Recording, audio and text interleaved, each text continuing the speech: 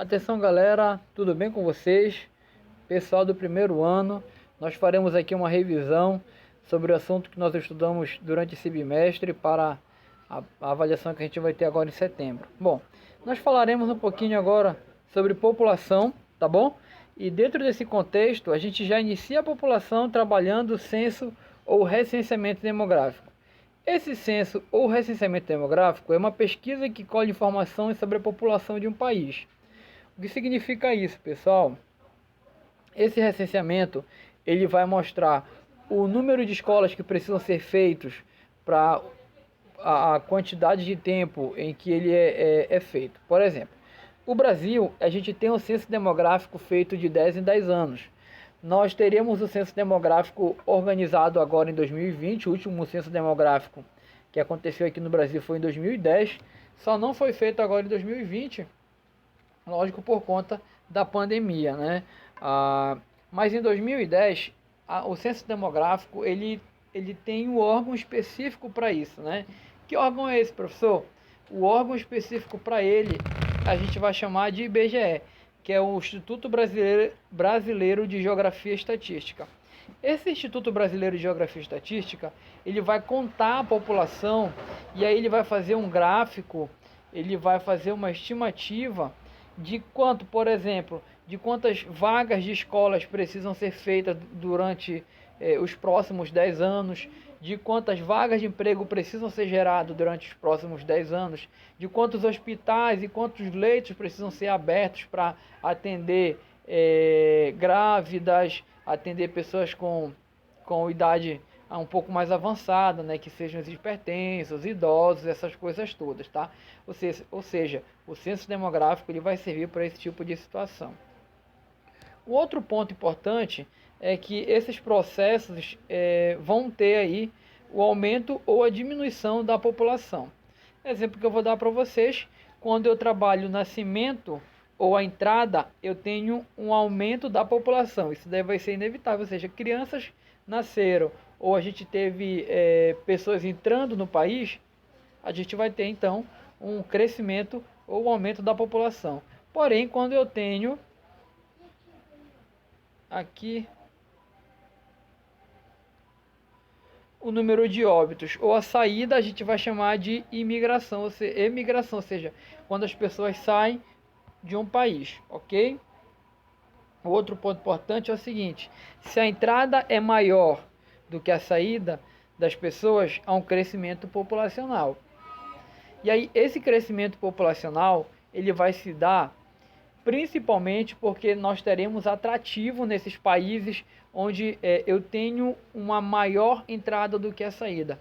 E alguns países eles até barram, né, a entrada. Por exemplo, os Estados Unidos. Os Estados Unidos ele barra a entrada de algumas pessoas para que eles não tenham inchaço populacional.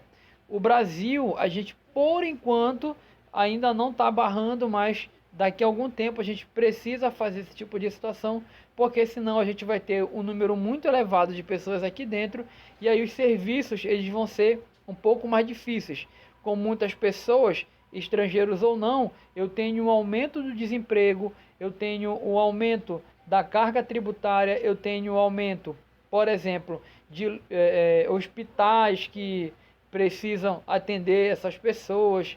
Eu tenho uma série de situações que vão acontecendo para o Brasil e para alguns países também que tem esse atrativo populacional. Galera, toda vez que vocês veem um país que tem atrativo populacional, significa que aquele país ali ele está gerando emprego, ele está gerando o que? Renda. Ou seja, ele pode ser um país como o Brasil, que é um país emergente, também. Mas na maioria das vezes são países de primeiro mundo, Estados Unidos, Canadá, Inglaterra, França, Alemanha, são esses países que têm esse tipo de comportamento. Galera, a gente vai falar um pouco agora de um termo chamado de crescimento vegetativo. Pessoal, crescimento vegetativo não confundam, por favor. Crescimento vegetativo não tem nada a ver com o aumento da vegetação de local nenhum.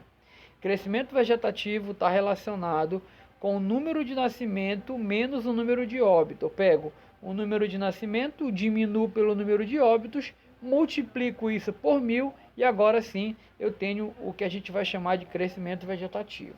tá? Um outro ponto que a gente vai ter aí é a densidade demográfica. O que é densidade demográfica, professor?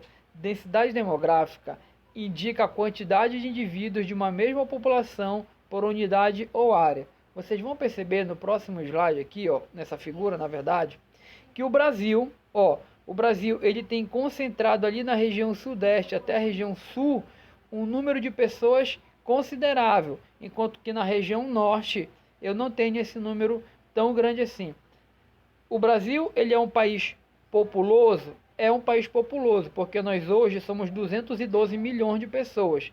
É um país povoado? Não. O país povoado está relacionado à distribuição igualitária ou uma distribuição justa de pessoas pelo território. E não é uma coisa que eu tenho.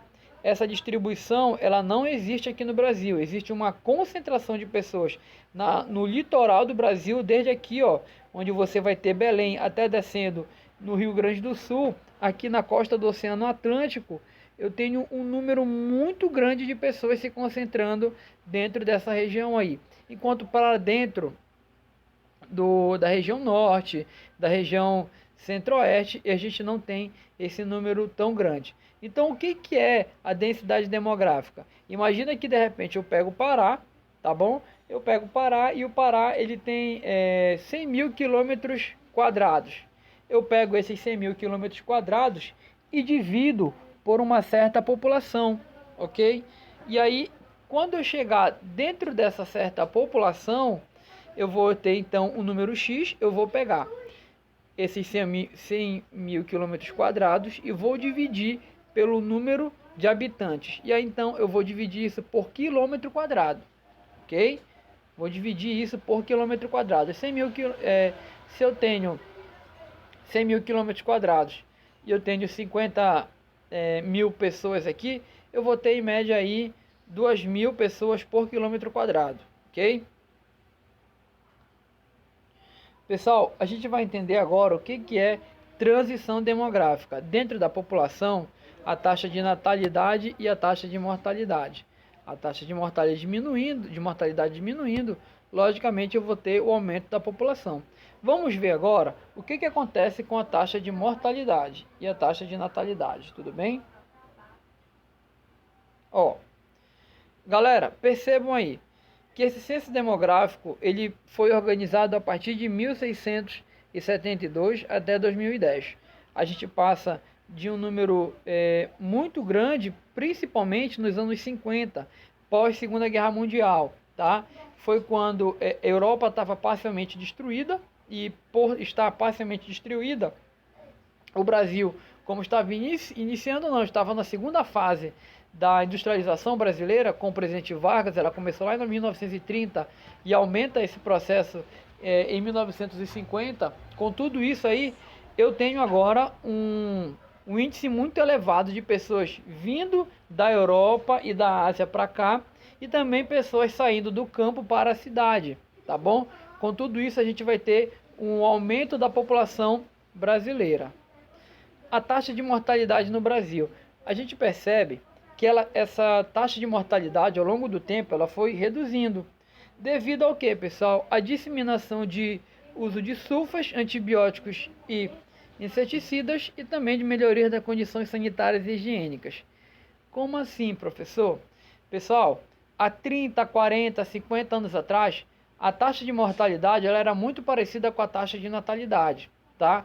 Porque existia o sarampo era muito forte, o sarampo, a coqueluche, meningite, essas coisas todas. Ao longo do tempo, a ciência ela foi, de forma gradativa, se aprimorando e a partir daí foram sendo desenvolvidas vacinas para zerar o sarampo, para zerar a coqueluche, para zerar doenças que matavam as crianças de forma muito rápida. Tanto é que quando vocês nasceram, hoje em dia a criança nasce e imediatamente ela recebe um cartãozinho. E nesse cartãozinho ela vai ter lá as dosagens de vacina até os 7 anos. É justamente para fortalecer o sistema imunológico, para que ela não venha pegar nenhuma dessas doenças. O outro fator interessante é que 99% das mulheres que moram na rede urbana, elas recebem aí um tratamento chamado de tratamento pré-natal. Ou seja, elas vão receber um auxílio periódico de exames, elas vão o tempo todo estar fazendo exame para ver como é que está a criança, como é que está a mãe da criança. A ciência aumentou tanto que tem algumas mães que elas são portadoras do vírus HIV e esse vírus com tratamento pré-natal nem consegue chegar na criança, a criança consegue nascer limpa. Tudo isso daí foi aumentando, tá bom? O número de nascidos vivos aqui no Brasil e foi diminuindo a taxa de mortalidade. E essa taxa de natalidade, ela deu uma reduzida devido ao quê? A queda da mortalidade, logicamente, e a gente vai ter a inserção também da mulher no mercado de trabalho, ou seja, pelo processo de urbanização. Hoje em dia, a mulher, principalmente ali na década de 90, nos anos 2000, a mulher ela começou a ser inserida no mercado de trabalho, começou a procurar novas oportunidades de emprego através de estudos, faculdades, cursos, outras coisas assim. E aí, hoje em dia, a gente tem essa redução por conta dessa situação, tá bom? Essa estrutura etária, ela vai me trazer o índice de natalidade, ou seja, nos países desenvolvidos eu tenho toda essa situação: baixo índice de natalidade, baixo índice de mortalidade e elevada expectativa de vida. Nos países subdesenvolvidos já é o contrário, né? Vocês vão ver que essa estrutura ela acaba se invertendo. A expectativa de vida ela é baixa e os países desenvolvidos também são um pouquinho baixos, tá?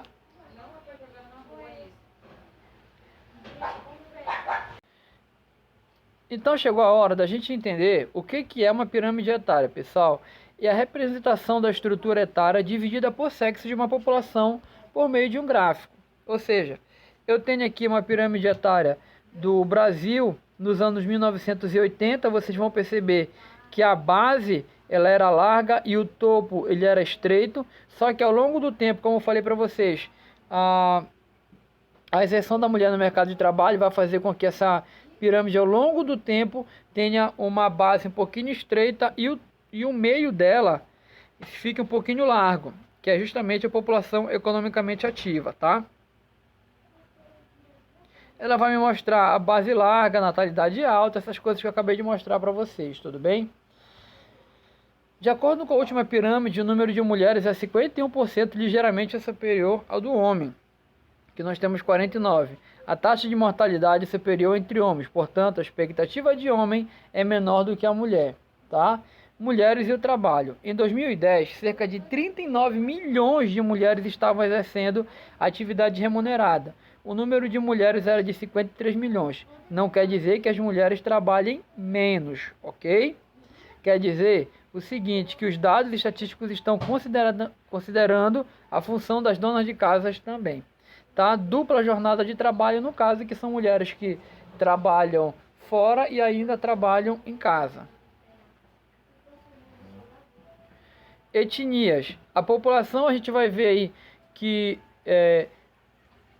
indígenas, negros e brancos vão surgir a partir dessa miscigenação, dessa mistura étnica que eu tenho agora aí uma formação da população brasileira. O povo brasileiro ele se forma através desse contexto, ok? Ó, os afro-brasileiros foram trazidos para cá, da África, aí a gente já contou toda a história, tá bom? Indígena, hoje nós temos 800 mil, quando os portugueses chegaram aqui, eles eram em média 10 milhões, tá bom? Deixa eu passar um pouquinho para vocês esse slide. A gente já viu isso. Branco e asiático, eles vão vir para cá, principalmente o branco europeu, no período do século XV. E o asiático, ele vem ali nos anos 50, entre outras coisas, principalmente motivados pela Revolução Industrial. Ok? Então fiquem com Deus. Até a próxima. Que Deus possa abençoar vocês.